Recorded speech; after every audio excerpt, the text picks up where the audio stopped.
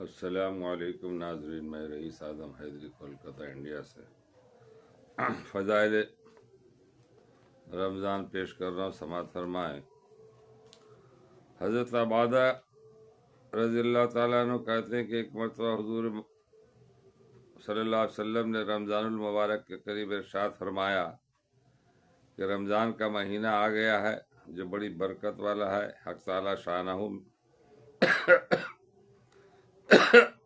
میں تمہاری طرف متوجہ ہوتے ہیں اور اپنی رحمت سے خاصا نازل فرماتے، خطاؤں کو معاف کر فرماتے ہیں، دعا کو قبول کرتے ہیں، تمہارے تنافس کو دیکھتے ہیں اور ملائکہ سے فخر کرتے ہیں۔ بس اللہ کو اپنی نیکی دکھلاؤ۔ بد نصیب ہے وہ شخص جو اس مہینہ میں بھی رحمت سے محروم رہ جائے۔ فائدہ: تنافس اس کو کہتے ہیں کہ دوسرے کے حصے میں کام کیا جائے اور مقابلہ پر دوسرے سے بڑھ چڑھ کر کام کیا جائے۔ تکافر اور تقابل والے آویں اور یہاں اپنے اپنے جوہر دکھلائیں۔ فخر کی بات نہیں،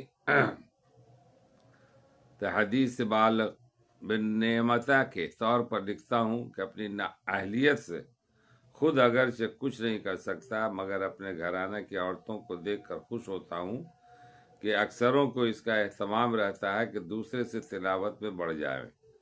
خانگی کاروبار کے ساتھ 15-20 پارے روزانہ بے تکلف پورے کر لیتی۔ حق تعالیٰ شانہ اپنی رحمت سے قبول فرمائے اور زیادتی کی توفیق عطا فرمائے۔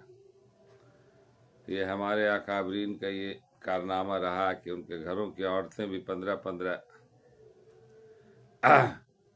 20 پارے روزانہ بے تکلف پورے کر لیتی تھی۔ آج ہم لوگ یہاں 15 رکعت بھی جو ہے نا مشکل سے لوگ پڑھتے ہیں، 15 رکوع بھی مشکل سے پڑھتے ہیں، 15 قرآن تو دور کی بات، 15 پارہ تو دور کی بات۔ تو یہ ہے، اللہ تعالیٰ ہم لوگوں کو پڑھنے اور سننے سے زیادہ عمل کرنے کی توفیق عطا فرمائے اور روزے کا اہتمام کرنے والا بنائے۔ السلام علیکم ورحمۃ اللہ وبرکاتہ۔